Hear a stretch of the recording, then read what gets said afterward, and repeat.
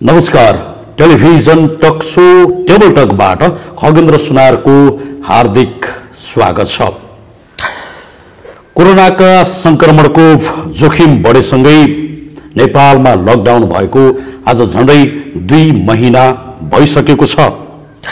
जनता घरभित्रै थुनिएका छन्, सरकार दौडिरहेको छ, तर केही ठोस कदम भने चालेको देखिँदैन कुनै पनि तहका यी तीनै तहका सरकारहरूबाट।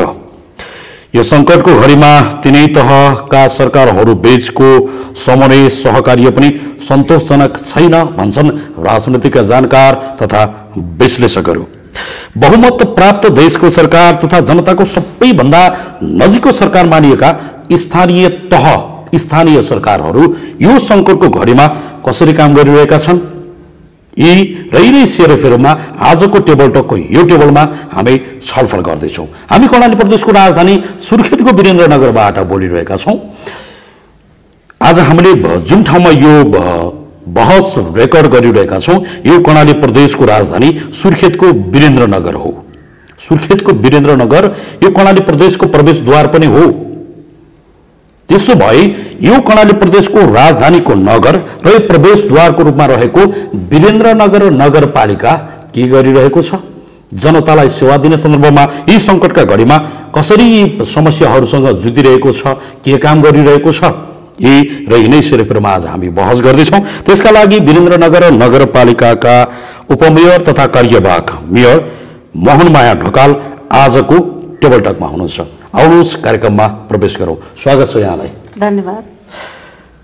कुराकानीको सुरुवात गरौँ। यो लथालिङ्ग यो भताभिङ्ग अवस्थामा कामै गर्न नसकेको, माखै मार्न नसकेको, सिङ्कै भाँच्न नसकेको भन्ने आरोप लागिरहँदा कार्यवाहक मेयरको जिम्मेवारीमा रहँदै गर्दा यो ठाउँमा बस्दै गर्दा कस्तो प्रतिक्रिया आइरहेको छ तपाईँलाई मैले यो प्रश्न सोध्दा? अहिले देश बन्दाबन्दी छ हैन, लकडाउनको अवस्थामा छ। कोरोना भाइरसको संक्रमणका कारण हाम्रो नगर, हाम्रो क्षेत्र, हाम्रो देश मात्र हैन विश्व नै प्रभावित छ। हेर्दाखेरि अहिले विश्व नै लकडाउनमा हो कि भनेको जस्तो पनि देखिएको छ हैन। यो अत्यन्त महामारी अथवा अत्यन्त सङ्कटको अवस्था पनि हो। यो सङ्कटको अवस्थामा हामी हाम्रो नगरपालिका वीरेन्द्रनगर नगरपालिकामा रहेर काम गरिरहँदाखेरि अहिले देशै लकडाउनमा छ, सबै घरभित्र हुनुहुन्छ।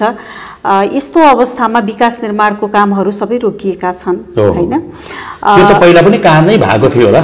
होइन, त्यस्तो तपाईहरु कुरा चाहिँ मिठो गर्नुहुन्थ्यो तर काम त पहिला पनि होइन। अन्त झन् बहाना बनाउन सजिलो भयो तपाईहरुलाई। यस्तो नगरपालिकाको वार्षिक बजेट हेर्नुहुन्छ भने त भौतिक पूर्वाधारतर्फ हामीले करिब 80% काम सकिसकेका छौं हैन। नगरपालिका त्यो स्पिडमा अगाडि दगुरेको छ। ठिकै छ। अब भौतिक विकासका कामहरू सबै कामहरू अहिले रोकिएका छन्। अहिले पहिलो प्राथमिकता भनेको आम नागरिकको सुरक्षा हो, स्वास्थ्य सुरक्षा हो। बाँच्नु र बचाउनु अहिले पहिलो काम बनेको छ। नगरपालिकाको पहिलो प्राथमिकता पनि सबै नगरवासीको जीवन रक्षा नै पहिलो प्राथमिकता अहिले बनेको छ। हामी जब देश लकडाउनमा अगाडि बढ्यो तत्काल कार्यपालिकाको बैठक बसेका थियौँ। आकस्मिक बैठक पनि हामीले भनेका थियौँ। बैठक बसेर हामीले केही निर्णय गरेर अगाडि बढेका थियौँ। लकडाउन लम्बिँदै जाने सम्भावना छ। त्यसो हो भने आम नागरिकलाई दैनिक जीवनमा प्रभाव पर्न सक्छ है लकडाउनको कारण। यसको कारण जो मजदुर हुनुहुन्छ, जो अति विपन्न वर्गमा पर्नुहुन्छ, जो बाहिरबाट आएर नगरपालिका राजधानीको नगरपालिका हो हैन, यहाँ अध्ययनको सिलसिलामा, विभिन्न रोजगारीको सिलसिलामा, विभिन्न कामले आएर बस्नुहुन्छ, उहाँहरू समस्यामा पर्नुहुन्छ।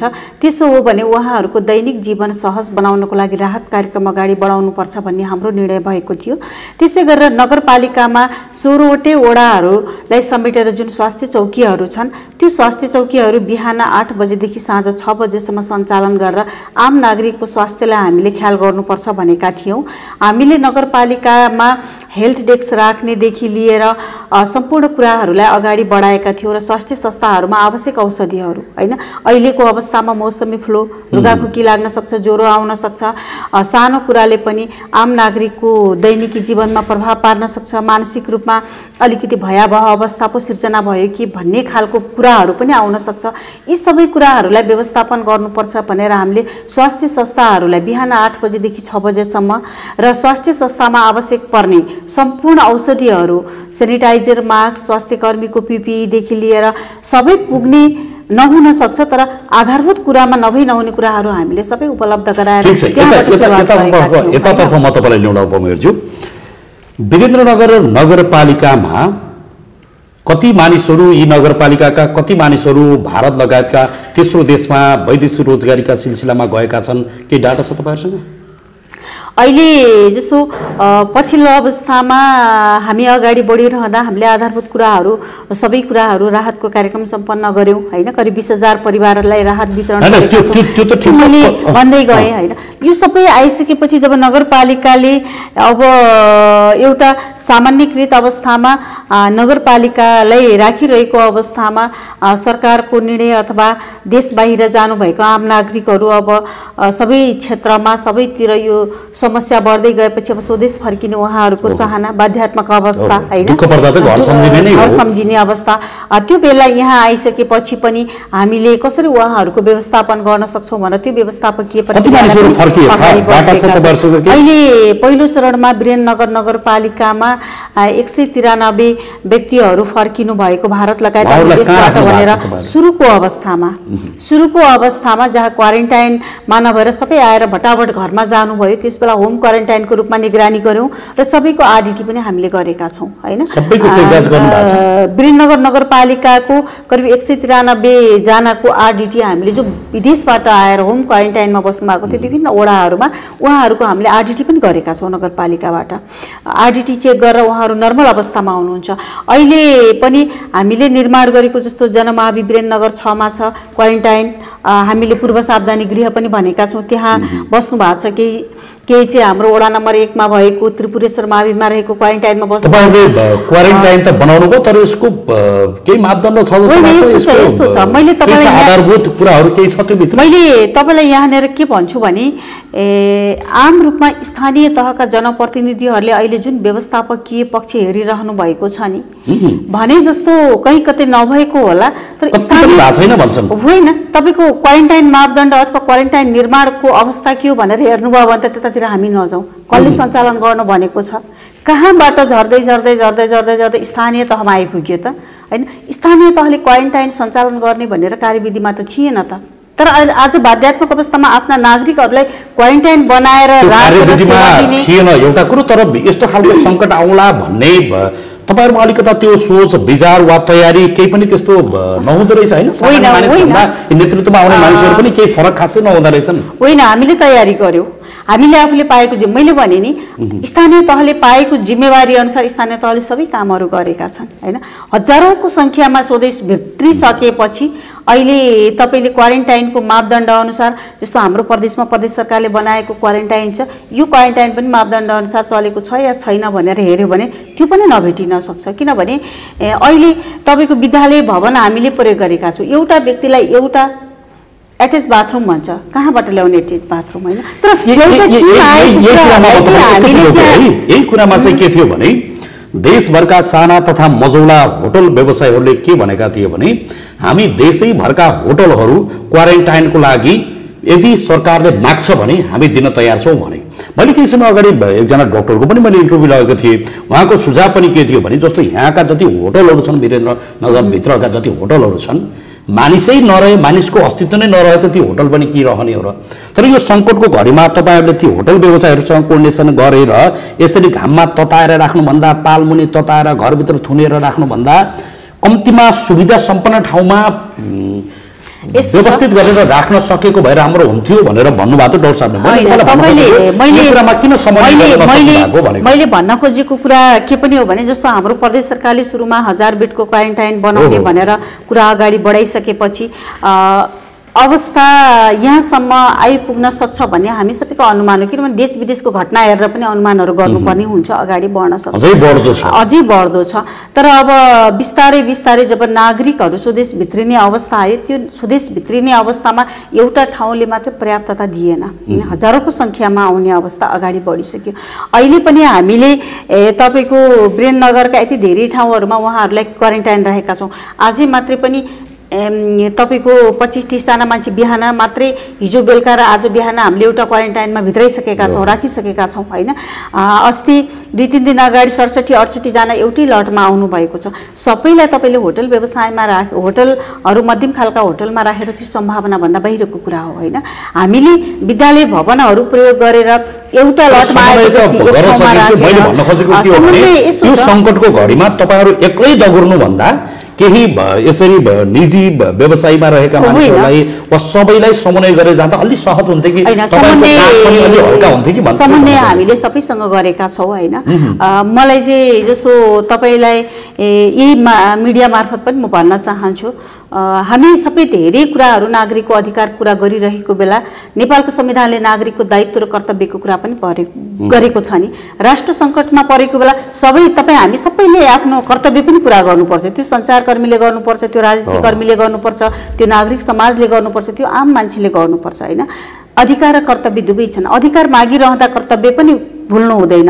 हामीले अधिकारको कुरा नागरिकको कुरा गरिरहेका छौँ, तर राज्यको स्रोत र साधनको अवस्था के हो र व्यवस्था गर्न सक्ने व्यवस्थापकीय जिम्मेवारी र क्षमता कहाँसम्मको हो भन्ने कुरालाई पनि विश्लेषण गरेर हामी अगाडि बढ्नुपर्छ र भएको स्रोत र साधनलाई अधिकतम प्रयोग गर्ने गरी राम्रो गर्ने प्रयास सबैले गर्नुपर्छ होइन। त्यो हामीले राम्रो गर्ने प्रयास गरेका छौँ। आज विद्यालयका भवनहरू प्रयोग गरिरहँदा हामीले प्रयोग गरेका विद्यालय भवन असाध्यै अमिल्दो अथवा बस्नको लागि अप्ठ्यारो अथवा असहज परिस्थिति हुने खालको चाहिँ पक्कै पनि छैनन् भन्ने हामीलाई लागेको छ। तर क्वारेन्टाइनकै मापदण्ड भन्नुहुन्छ भने त्यो क्वारेन्टाइनको मापदण्ड अनुसार स्थानीय तहहरूले गराउन सकेको अवस्था पनि होइन र सम्भावनाको कुरा पनि होइन। त्यो सम्भावना चाहिँ हुँदैन। अहिले जसरी हामी यो क्वारेन्टाइनहरू निर्माण गरिरहेका छौँ, क्वारेन्टाइनको कुरा गर्दा तपाईँलाई अझ पनि म भनौँ, क्वारेन्टाइनमा चाहिँ सुरक्षाकर्मीको निगरानी हुनुपर्छ होइन। सुरक्षाकर्मीले व्यवस्थापन गर्नुपर्ने हुन्छ क्वारेन्टाइन, किनभने क्वारेन्टाइन भनेको निश्चित ठाउँमा राखेर एउटा चाहिँ उसको पनि निगरानी गरेर चेक जाँच गर्ने ठाउँ हो नि, त्यो निश्चितै हुनुपर्छ। जस्तो क्वारेन्टाइनमा राखिसकेपछि हरेक व्यक्तिले जुन खालको पाउनु पर्थ्यो त्यो आज पाउन सकिरहेको अवस्था यस अर्थमा छैन कि त्यो क्वारेन्टाइनमा बस्ने व्यक्तिहरू निश्चित अथवा थोरै मात्रामा नभएर अथाह मात्रामा जब भित्रिसकेपछि सबैलाई व्यवस्थापन गर्न अहिलेको त प्राथमिकता के हुनसक्छ भने विदेशबाट जति पनि आउनु भएको छ उहाँहरूलाई सिधै अब समुदायमा जान दिनु हुँदैन है। निश्चित ठाउँमा राखेर उहाँहरूको चेक जाँच गरेर निश्चित अवधिपछि मात्रै आफ्नो समुदाय अथवा आफ्नो परिवारमा भेटघाट गर्ने अथवा जाने व्यवस्था मिलाउनुपर्छ भनेर त्यो व्यवस्था अनुसार अगाडि बढिएको छ। त्यसकारण पनि अब यो क्वारेन्टाइनलाई एकछिन छोडौँ। यी घरमा थुनिएर बसेका मानिसहरू, घरभित्रै सेल्फ क्वारेन्टाइनमा बसेका मानिसहरूमा पनि मानसिक रोगको समस्या आइसक्यो उपमेयरज्यू, कि बोलीचालीको भाषामा भन्दा अझ मानिसहरू बौलाउने अवस्थामा पुगिसके।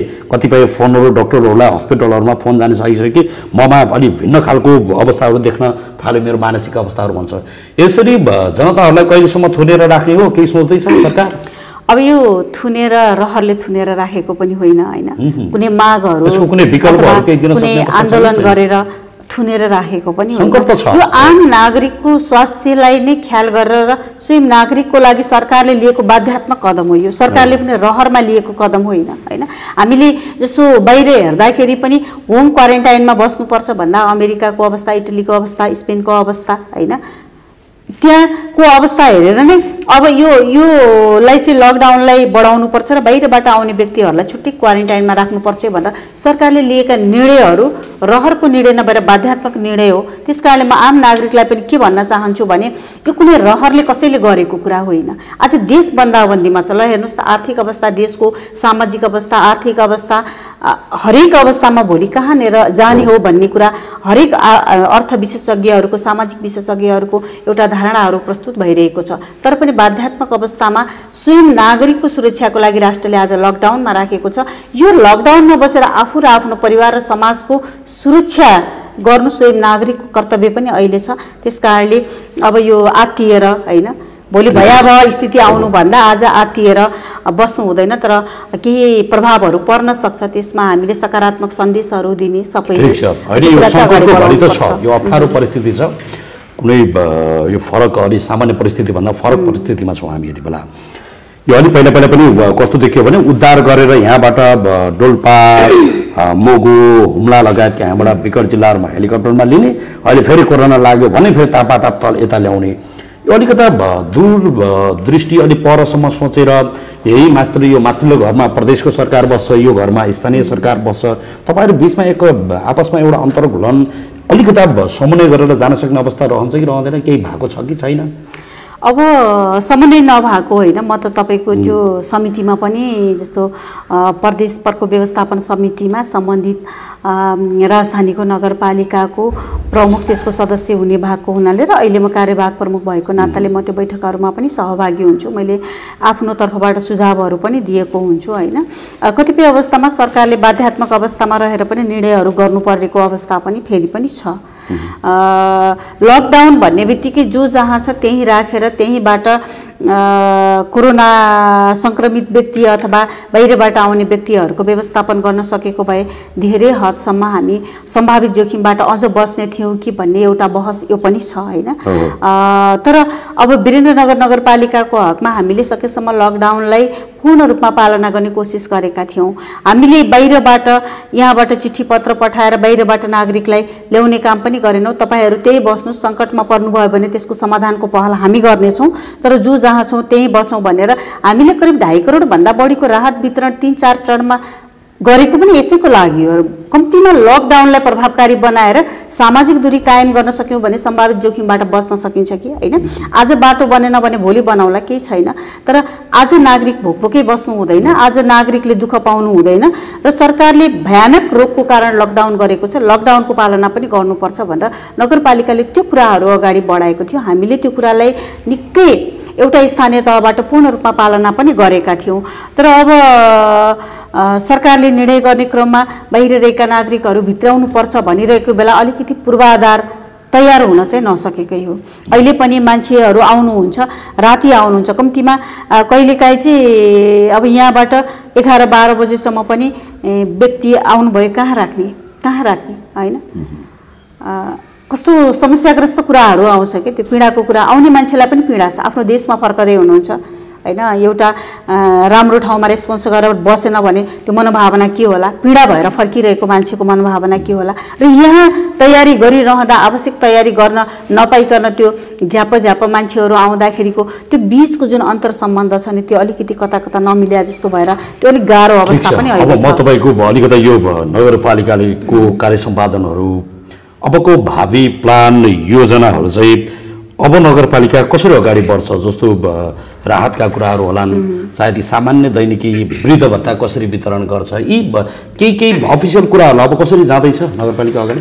अहिलेसम्म त हामीले सामाजिक सुरक्षा भत्तालाई ब्याङ्किङ सिस्टमबाटै अगाडि बढाएका छौँ हैन। ब्याङ्कमा छ अब सबै वडाहरूलाई पाएक पर्ने गरी विभिन्न ब्याङ्कहरूमा खाता खोलिएका छन्। आवश्यकता परेको बेला जहाँबाट पनि गएर लिएर आउन सक्ने, आफूले आफ्नो चाहिँ खाता भएको ब्याङ्कबाट सहजै उपलब्ध हुने गरी त्यो गरेका छौँ। अहिले लकडाउनको कारण धेरै हदसम्म ज्येष्ठ नागरिकहरू जो हुनुहुन्छ उहाँहरूले त्यो सामाजिक सुरक्षा भत्ता बापत जुन प्राप्त गर्ने रकम थियो त्यो प्राप्त गरेको भए पनि कम्तीमा केही सहज हुन्थ्यो कि भन्ने प्रश्नहरू चाहिँ उठेको छ। त्यसकारणले हामीले अहिले के कुरा गरेका छौँ भने ब्याङ्कहरूसँगै समन्वय गरेर अब वडामा गएर त्यो सामाजिक सुरक्षा भत्ताहरू उपलब्ध गराउन सकियो भने केही हदसम्म समस्या समाधान हुन सक्छ भन्ने कुरा हामीले पहल पनि गरेका छौँ। त्यसै गरेर अहिले हामीले 3 चरणको राहत वितरण गरिसकेपछि पछिल्लो चरणमा अलिकति कामसँग राहतलाई जोडौँ भनेर अहिले प्रधानमन्त्री रोजगार कार्यक्रम पनि आइसकेको छ। प्रत्येक वडाहरूमा त्यसले ज्याला दिने र वडाहरूबाट सामग्रीहरू किनेर विभिन्न योजनाहरूमा चाहिँ काम दिने, जो अति समस्यामा परेको हुनुहुन्छ उहाँहरूलाई वडामा काम दिने भनेर त्यो काम पनि हामीले अगाडि बढाएका छौँ। सकेसम्म नागरिकको दैनिकीमा प्रभाव नपरोस् अथवा दुःख नपरोस्, दुःख त सबैलाई हुन्छ हैन, तर सङ्कटको अवस्था छ, महामारीको अवस्था छ, तर बाँच्नै नसक्ने गरी सरकारै नभएको अनुभूति कसैलाई पनि गर्न नपरोस् भनेर हामीले त्यो कामहरू पनि अगाडि बढाएका छौँ। त्यसै गरेर अहिले यो सङ्कटको बेला नगरपालिका स्तरीय विभिन्न कार्यक्रमहरू हुन्छन् नि, चालुतर्फका बजेटहरू जस्तो कतिपय क्षमता विकासका कार्यक्रम हुन्छन्, आन्तरिक भ्रमणका कार्यक्रमहरू हुन्छन्, गोष्ठीका कार्यक्रमहरू हुन्छन्, सबै कार्यक्रमहरू क्यान्सल गरेर रकमान्तर गरेर कृषिमा अनुदान दिने योजना पनि अगाडि बढायौँ। अहिले हामीले नगरपालिकाभित्र अब बर्खे सिजनको लागि मैले बिउ मल पाइनँ भनेर कसैले पनि भन्न नपर्ने गरी हामीले त्यो व्यवस्थापन गरेर अगाडि बढिसकेका छौँ। कृषि विकास संस्थान सालटेडिङसँग हामीले सहकार्य गऱ्यौँ होइन, सरकारी निकायसँग र नगरपालिकाभित्र रहेका कृषि सहकारीसँग हामीले समन्वय गरेर कृषि सहकारी मार्फत आम किसानको मा पुग्ने गरी हामीले त्यो मलको व्यवस्था गरिसकेका छौँ। पाएसम्म पर्याप्त मात्रामा त पुगेन होइन, किनभने बाहिरबाट ल्याउन पाइएन, बिउहरूको अभाव भयो, धानको बिउको व्यवस्था गरेका छौँ। अहिले ओडाबाट तरकारीका बिउहरू वितरणको कार्यक्रमहरू अगाडि बढिरहेका छन्। कम्तीमा पनि लकडाउनकै कारणले हामीले केही पनि पाएनौँ र हामीले कृषि पनि गर्न पाएनौँ भन्ने कुरा चाहिँ नआओस् भनेर त्यो व्यवस्थापनसहित नगरपालिका अगाडि बढिसकेका छौँ। अहिले मलको अभाव हुन नदिने गरी हामीले, किन भन्दा हामीले कृषि सहकारी र कृषि विकास संस्थान र सालटेडिङसँगै बसेर हामीले कुरा गर्दाखेरि उहाँहरूले मलको अभाव हुन दिँदैन कुरा गर्दा नै उपमेयरज्यू केही समय अगाडि कृषि दिवसकै अवसरमा यी बाँझो जमिनहरू नराखौँ भनेर तपाईँहरूले केही तल यो रोडभन्दा अलि तल कतै कतै तपाईँहरूले जोत्नुभयो। यहाँ प्रदेश सरकारले यो आन्तरिक मन्त्रालयभन्दा बाहिर रहेको एउटा खाली चौर जोतेर त्यहाँ कृषिको सुरुवात गर्नुपर्छ, खाली जमिनहरू राख्नुहुन्न भन्यो। अघिल्लो दिन प्रदेश सरकारले जोत्यो, भोलिपल्ट तपाईँहरूले यो काम बन्द गर्नुहोस् भनेर तपाईँले हस्ताक्षर गरेर एउटा विज्ञप्ति निकाल्नुभयो। यस्तो सानो सानो कुरामा खिचातानी गरेर के को गाई जात्रा गरिरहनु भएको छ? यस्तो होइन, यो सानो कुरा खिचातानी गाई जात्रा भन्ने विषय होइन। मुख्यमन्त्रीले गएर ट्र्याक्टर जोत्नुभयो, भोलिपल्ट त्यस्तो पनि होइन। त्यसलाई चाहिँ फरक तरिकाले बुझ्नु हुँदैन। हाम्रो भनाइ मात्रै के हो भने जस्तो प्लानिङ एरियामा धेरै जग्गाहरू अहिले खाली छ होइन, तपाईँको कुन प्रयोजनको लागि बनाइएका कुरा हुन् त्यही प्रयोजनमा नै हामीले गरौँ। जस्तो अब सार्वजनिक जग्गाहरू प्रयोग गर्दा भोलि कसले प्रयोग गर्ने, कसरी प्रयोग गर्ने एउटा कार्यविधि नबनाइकन गर्दाखेरि हामीले सबैलाई समस्या पनि हुन सक्छ। सानो सानो कुरामा पनि समन्वय नहुँदो रहेछ हैन तपाईहरु बीचमा? होइन, यो समन्वयको कुरा पनि त्यस्तो अभाव त देखियो नि त हैन, एउटा समन्वयको अभाव त देखियो। कतिपय कुरा थाहा नभएर पनि हुनसक्छ। कतिपय अब व्यस्तता, अहिले अब यो कोरोनाले गर्दा सबै व्यस्त छौँ होइन, बिहानदेखि साँझसम्म। अब मुख्यमन्त्रीले म यहाँको मुख्यमन्त्री हो भनेर ट्र्याक्टर लगेर जोत्नुभयो, तपाईँले यो मेरो नगरभित्र भनेर तपाईँले आफ्नो पावर पनि देखाइदिहाल्नुभयो फेरि। त्यस्तो होइन, त्यसलाई त्यसरी व्याख्या गरिनु हुँदैन। हाम्रो भनाइ मात्रै के थियो भने जस्तो अहिले धेरै कुराहरू पछि यसैको नाममा अतिक्रमण पनि हुन सक्छन् होइन। अहिले तपाईँको जस्तो फुटपाथमा बसिराख्नुभएका व्यक्तिहरूलाई हामीले फुटपाथ क्लियर पनि गर्न सकिरहेका छैनौँ। धेरै कुराहरू भोलि सार्वजनिक जग्गाहरू जस्तो यहाँको समस्या भन्दा पनि आम नगरभित्रैकै सबै कुरामा कहाँ जग्गा छ, के जग्गा छ भन्ने कुरा एउटा चाहिँ निश्चित कार्यविधि नबनाइकन त्यो गर्ने भए पनि एउटा कसरी त्यसको प्रयोगको कार्यविधि अन्तिममा आएर सोध्न मन लागेको, अब तपाईँहरूको लगभग कार्यकालको पनि झन्डै 1.5-2 वर्षभन्दा त धेरै बाँकी छैन। तपाईँहरू कहिले गराउनुहुन्छ यस्तो यो गुरु योजना भनेको यो कार्यविधि एउटा प्लानिङ गरेर?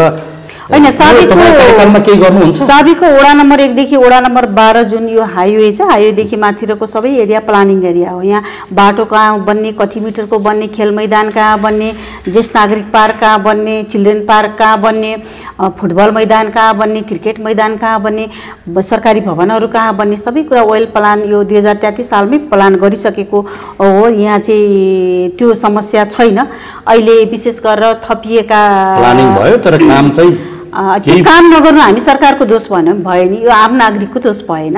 अब विशेष गरेर परिस्थिति अगाडि बढिरहँदा हामीले कति गर्न सक्यौँ सकेनौँ, यहाँभन्दा अगाडिको सरकारहरूले कति गर्न सक्यो सकेन त्यो चाहिँ सरकारले जिम्मा लिने कुरा हो। तर प्लानिङ एरियालाई चाहिँ हामीले बिगार्नु हुँदैन भन्ने पनि हो। र अहिले थपिएको क्षेत्र जुन विशेष गरेर साबिकको लाटीकोइली र उत्तर गङ्गा गाविस, अहिले वीरेन्द्रनगर नगरपालिकाको 2 number, 3 number, 9 number, 10 number, 11 number छ।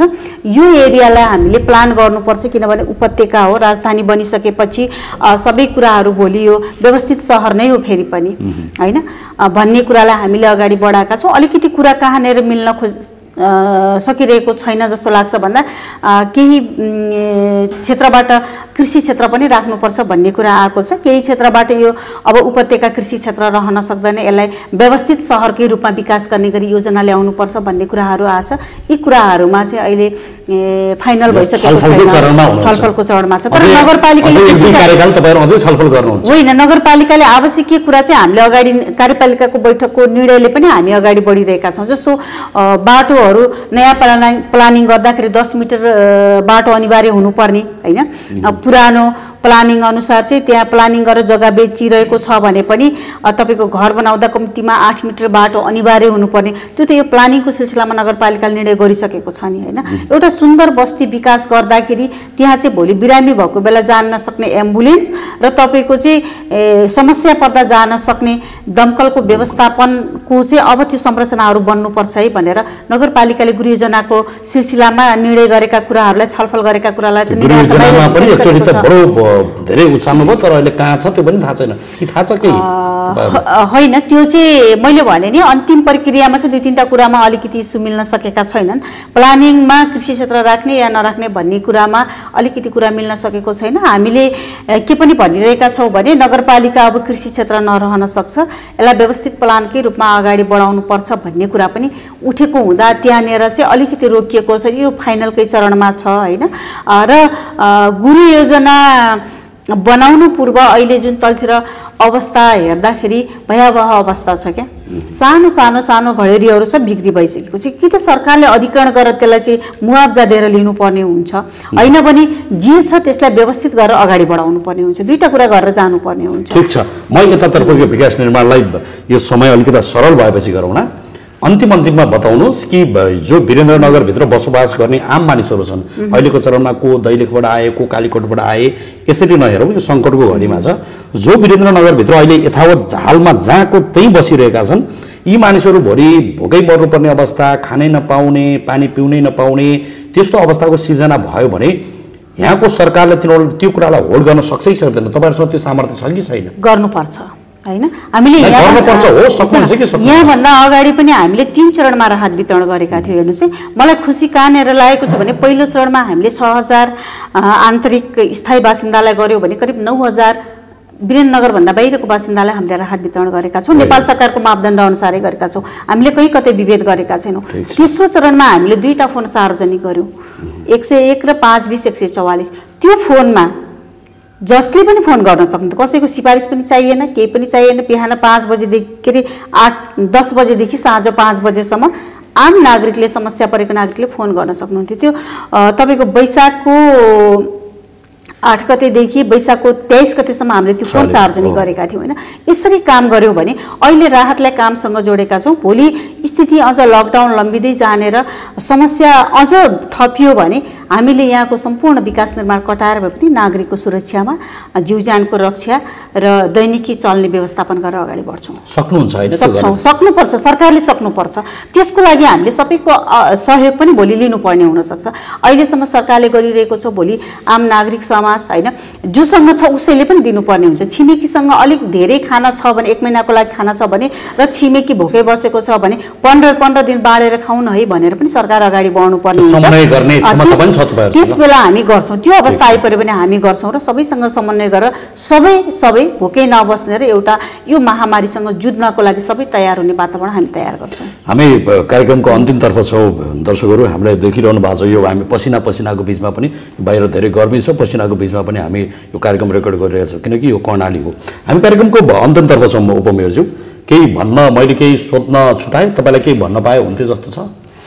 सम्पूर्ण नगरवासी आमा बुवा दाजुभाइ दिदीबहिनीलाई म अपिल गर्न चाहन्छु, कोरोना भाइरसको महामारीसँग हामी जुधिरहेका छौँ, तर निर्धक्कसँग घरमा बस्नुहोस् होइन, लकडाउनको पूर्ण रूपमा पालना गर्नुहोस्।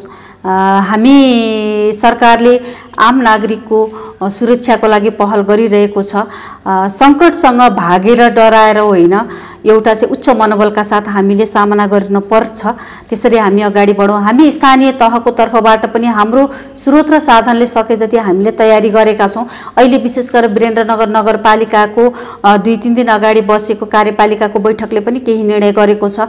हामीले बाहिरबाट आउनुहुने सम्पूर्ण विदेशबाट आउने व्यक्तिहरूको लागि क्वारेन्टाइनहरू निर्माण गरिरहेका छौँ। बाहिरबाट आउनुभएको व्यक्तिलाई डाइरेक्ट हामीले समुदायमा जान दिएको छैनौँ, उहाँलाई राखेका छौँ, आरडिटी गरेका छौँ, 14 दिनपछि PCR गरेर पठाउँछौँ। यसको सामग्रीहरूको खरिद गर्न पनि नगरपालिका आफै अगाडि बढिसकेको छ र परीक्षणको दायरा अब हामी बिस्तारै अगाडि बढाउँदैछौँ। करिब 2000 व्यक्तिहरूलाई हामी नगरपालिका आफैले इनिसिएसन लिएर चेक जाँच अगाडि बढाउनुपर्छ भनेर त्यो खालको पहल अगाडि बढाइरहेको छ। सम्पूर्ण ओडामा रहनुभएका खुद्रा व्यापारीहरू हैन, खाद्य पसलमा व्यापार गर्नुहुने व्यापारीहरू, तरकारी बेच्ने अथवा त्यो सब्जी के भन्छ यसलाई तरकारी मण्डीहरू अनि डेरीहरू, त्यसै गरेर आम रूपमा अलिकति बाहिर सामाजिक नेतृत्व गरेर हिँडिराख्नुभएका व्यक्तित्वहरू लगायत बाहिरबाट आउने सम्पूर्ण व्यक्तिहरूको PCR चेक गरेर भयावहबाट मुक्त राखी पनि छ र सरकारले पनि केही गर्दैछ भन्ने अनुभूति दिने गरी हामी काम गर्दैछौँ। एम्बुलेन्सको व्यवस्थासहित नगरपालिकाको सम्पूर्ण स्वास्थ्य टिम अब अगाडि बढ्दैछ।